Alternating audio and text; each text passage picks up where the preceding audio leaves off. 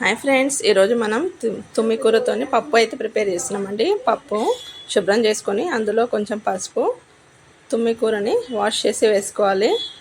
ఇందులో పచ్చిమిర్చి, చింతకాయ, ఉప్పు మిక్సీ పట్టాము, ముందే ప్రిపేర్ చేసి పెట్టాము.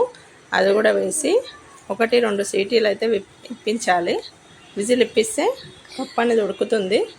అప్పుడు పోపు అయితే వేసుకుందాం. ఉప్పు కావాలంటే మళ్ళీ తర్వాత వేసుకోవచ్చు. ఇది తాలింపుకండి. ఎల్లిపాయలు, ఎండుమిర్చి, కరివేపాకు వేసి పోపు అయితే వేసుకోవాలి. జీలకర్ర ఆవాలు, ఒక గిన్నెలో ఆయిల్ వేసుకొని జీలకర్ర ఆవాలు, వెల్లిపాయలు ఇవన్నీ వేసుకుందామండి. పోపుకి టేస్ట్ అయితే బాగుంటుందండి. హెల్త్కి కూడా చాలా మంచిది. వీక్లీ వన్స్ తింటే ఇంకా మంచిదండి. అయితే వెల్లిపాయలు వేసుకున్నాను.